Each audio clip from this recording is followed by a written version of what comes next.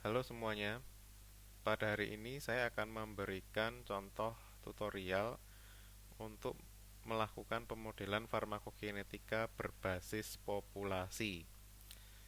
Nah, software yang akan digunakan itu adalah R, kemudian paket yang digunakan adalah NLMA.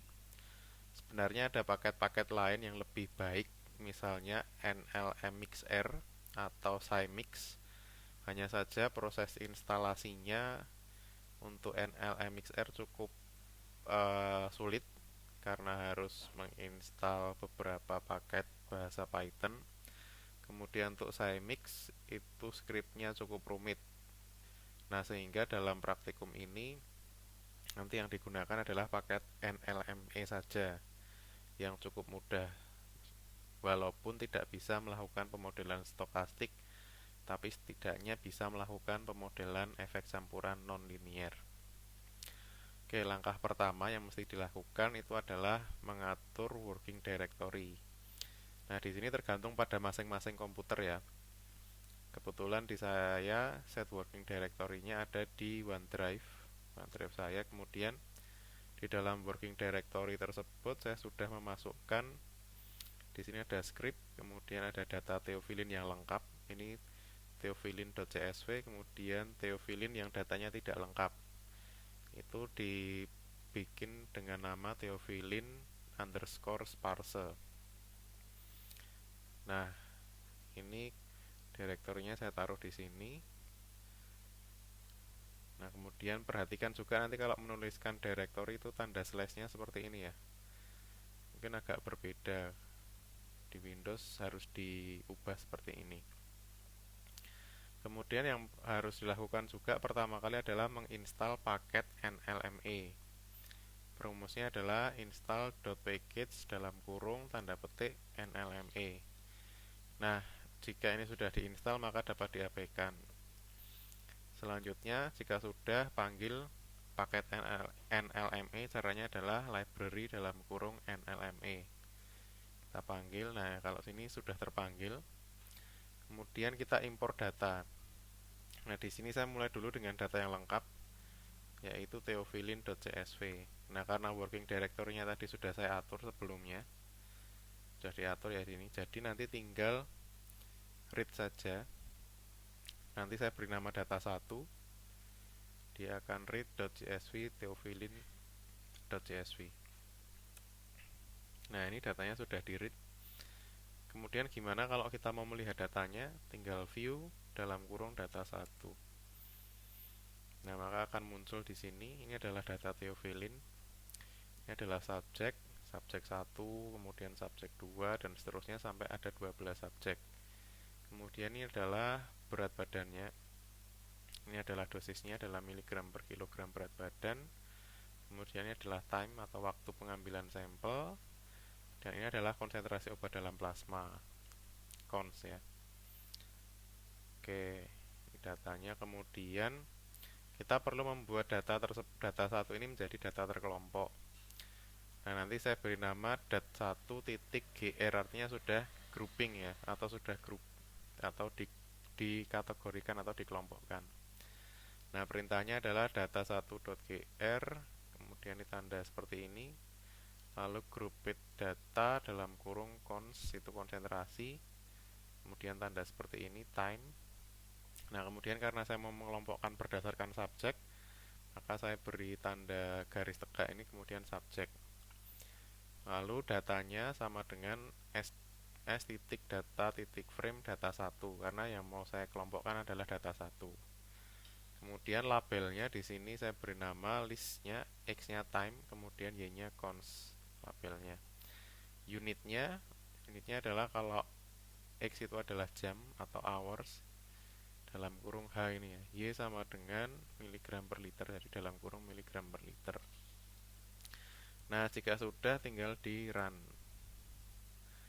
Kemudian di sini melakukan fitting. Nah, untuk data yang lengkap kita bisa menggunakan perintah nls list. Ini ya perintahnya ya. Kemudian fm1 theo.list sama dengan nls list concentration cons ini sama dengan ssvol. Ssvol ini adalah perintah yang digunakan untuk pemodelan farmakokinetika oral model satu kompartemen. Itu sudah ada di sini. Nanti saya akan berikan bukunya di Moodle. Semoga muat ya. Kalau enggak nanti akan saya beri linknya ke buku tersebut. Nah, di sini SSVol tinggal kita masukkan dus, kemudian time, LKE. LKE itu adalah logaritma natural dari konstanta kecepatan eliminasi. Kemudian LKA adalah logaritma natural dari KA. LCL adalah logaritma natural dari clearance. Kemudian datanya adalah data 1 yang sudah digrupkan atau dat1.gr. Nah, kemudian kita tinggal run. Nah, nanti dia sudah ngitung sendiri. Dan ini adalah summary hasilnya. Nah, di sini kan kita sudah dapat parameter farmakokinetik dari ln konstanta kecepatan eliminasi itu sekian, standar errornya sekian. Kalau KA itu sekian, CL sekian. Nah, ini udah baku ya. Jadi kalau model satu kompartemen oral itu gampang sekali, sudah banyak rumusnya. Kita tidak perlu susah-susah, udah nanti tinggal masukkan jadi. Nah, tapi ini kan pemodelan yang konvensional, artinya dia ngitung satu persatu parameternya. Nah, kita kan butuh yang permodelan berbasis populasi menggunakan NLME. Nah, NLME rumusnya berarti nanti tinggal kita kasih nama modelnya theo.nlme itu sama dengan NLME dalam kurung FM1 theolist yang tadi sudah dimodelkan. Nah, kemudian kita tinggal run. Tunggu dulu sampai ininya sampai selesai. Oke. Ini ada tulisan warningnya, tapi biasanya udah bisa sih ini, tinggal di run saja. Di run kemudian, nah ini kita dapat parameter fix effect-nya atau parameter populasinya. Jadi LKE-nya min 2,4, LKA-nya 0,45, LCL-nya min 3,2. Tapi ingat ya, ini logaritma natural. Jadi nanti kalau mau dibalikkan, ya tinggal kita kembalikan lagi ke EXP, Pak. Jadi EXP terus ini. Nanti akan ketemu parameter farmakokinetikanya. Kemudian kalau koefisiennya satu per satu, nah kita bisa lihat di sini. KI-nya berapa, KA-nya berapa, CL-nya berapa, nih subjek nomor 6, subjek nomor 7 dan seterusnya itu sudah ada. Nah, ini adalah random effect ya. Jadi ini parameter yang per individu, sedangkan ini adalah parameter populasi. Nah, kalau untuk validasi model tinggal kita pertama plotkan. Nah, ini karena residualnya di sekitaran 0 dan acak, berarti ini udah memenuhi syarat. Kemudian kita lihat, nah plot residual dari populasinya seperti apa, ini seperti ini. Ini juga sudah di sekitaran 0 dan dia acak, tidak membentuk tren tertentu, maka sudah memenuhi syarat. Sedangkan ini adalah parameter individu. Jadi bedanya di sini ya, kalau ini 0 itu populasi, kalau 1 itu individu di sini. Nah, di sini juga mendekati 0 dan dia acak, memenuhi syarat. Kemudian kita lihat apakah random efeknya terdistribusi normal. Nah, karena QQ normnya itu bentuknya linear seperti ini, hampir membentuk kurva S ya, dan di sini linear, makanya dia terdistribusi normal. Bagaimana dengan residualnya? Apakah terdistribusi normal? Ya, di sini bentuknya seperti S, maka dia terdistribusi normal. Kemudian kalau populasinya bagaimana? Juga ini sama, terdistribusi normal. Lalu kalau kita mau melihat plotnya satu per satu, nah kita bisa lihat di sini. Nah, ini adalah parameter populasi yang biru ya, populasi fixed effect. Sedangkan yang satu-satu atau per subjek itu yang merah jambu ini. Nah, karena datanya dengan garisnya itu dekat, maka ini sudah fit. Oke. Kemudian kita plotkan antara konsentrasi terprediksi dengan konsentrasi yang teramati berapa. Nah, ini kan dia sudah mendekati garis tren linearnya, maka ini sudah cukup bagus untuk populasinya. Kita lihat untuk individu bagaimana. Nah, individu lebih bagus lagi. Kemudian residualnya bagaimana, kita lihat. Nah, residualnya itu sudah mendekati 0 di sini. Dan yang melebihi 2 ini sedikit ya, cuma ada 1, 2, 3. Yang melebihi 2 juga cuma sedikit. Jadi ini dapat dianggap normal. Sedangkan kalau kita lihat plot ACF-nya, plot ACF itu digunakan untuk melihat apakah ada autokorelasi antara parameter. Nah, di sini dilihatnya setelah lag 2 ya. Setelah lag 2 kita lihat. Nah, karena tidak ada yang menyentuh garis ini, garis putus-putus ini, berarti tidak ada autokorelasi antar parameter. Oke, berarti pemodelannya sudah selesai. Jadi kita mendapatkan parameter tadi individu, parameter populasi ini, kemudian parameter individunya ini, dan hasilnya sudah valid. Oke, bagaimana kalau untuk sparse data? Pertama kita import dulu data sparsenya. Saya import, saya beri nama data 2. Kemudian kalau mau dilihat tinggal view data 2. Nah, data 2 itu ada yang hilang ya. Di sini yang hilang ditulis dengan NA. NA, NA, NA, NA, NA ini. Jadi datanya tidak lengkap. Nah, kalau di farmakokinetika yang klasik ini nggak bisa dihitung. Tetapi kalau dipakai NLM ini masih bisa dihitung kalau ada yang hilang datanya seperti ini. Oke, kita coba ya. Nah, datanya pertama mesti digrupkan dulu. Caranya sama seperti yang tadi. Hanya saja nanti ini diganti dengan data 2. Terus ini datanya saya ganti dat2.gr namanya. Oke, sudah, kemudian diplotkan. Nah, diplotkan dilihat akan seperti ini. Datanya tidak lengkap. Ada yang hilang. Kemudian kalau mau view data 2 yang sudah digrupkan juga sama, sudah. Kemudian nah, ini tadi hampir sama. Saya beri nama dengan theo.nlme sparse. Kemudian ininya rumusnya sama ya. Yang beda nanti mungkin di sini. Nah, ini ada random sama dengan pdiak LKE plus LKA plus LCL, terus tanda ini terus 1. Kemudian kita memberikan parameter tebakan awal. Ini tebakan awalnya sekian. Ini coba-coba ya nanti. Coba-coba, kemudian kan tadi ada NA kan. Di data 2GR kan ada data yang hilang kan NA ini.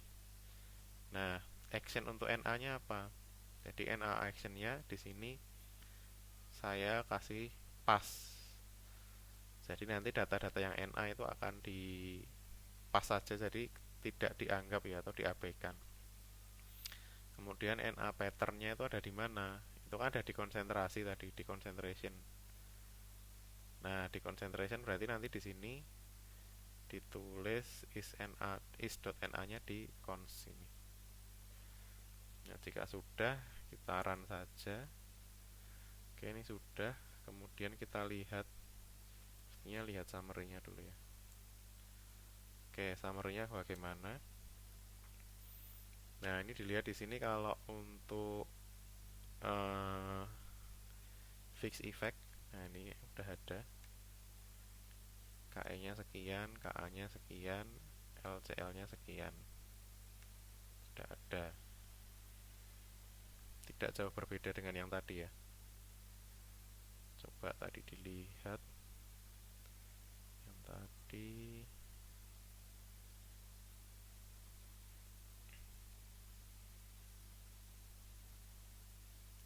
LKA-nya 0,45, ini LKA-nya min 2,45, LCL-nya 3,2. LKA 0,45, KE-nya min 2,4, ini min 3,2. Nah, ini LKA-nya 0,4. Nah, ini hampir sama kan. Meskipun datanya ada yang hilang. Kemudian untuk validasi modelnya juga sama, cuma ini saya tambahin sparse ini ya. Nah, di sini dilihat bahwa residualnya di dekat 0, kemudian terdistribusi acak, kemudian plot konsentrasi terprediksi vs residual terstandarnya untuk populasi juga sama seperti ini. Kemudian untuk individu juga sama, mendekati 0 dan tersebar acak. Kemudian untuk random effect modelnya dia masih terdistribusi normal, kurvanya seperti ini. Kemudian untuk residual terstandar dari individu seperti ini, dia terdistribusi normal. Sedangkan untuk populasi kita lihat, nah dia juga terdistribusi normal. Kemudian plotnya untuk populasi juga dia linier ini ya, dia mendekati garis linier walaupun ada beberapa yang di luar. Kemudian kalau plot individunya seperti ini lebih bagus. Kemudian plot residualnya kalau dilihat per subjek seperti ini, yang melebihi 2 cuman sedikit ya, cuman sedikit, jadi masih normal. Kemudian plot ACF nya setelah lag 2 itu ada cuman satu pun, ini nggak signifikan, jadi masih di garis, jadi tidak ditemukan autokorelasi yang signifikan. Sehingga kesimpulannya adalah dengan pemodelan farmakokinetika berbasis populasi, kita dapat memperoleh parameter populasi dan parameter individu. Nah, tapi ada nilai plusnya. Kalau ada data yang hilang, itu dengan farmakokinetika berbasis populasi menggunakan algoritma NLME, itu masih dapat dikalkulasi dan nilainya pun masih mendekati ketika datanya lengkap. Oke, sekian video kali ini. Semoga nanti dapat membantu untuk memahami farmakokinetika berbasis populasi. Dan selamat belajar, kemudian sampai jumpa pada video berikutnya. Terima kasih atas perhatiannya.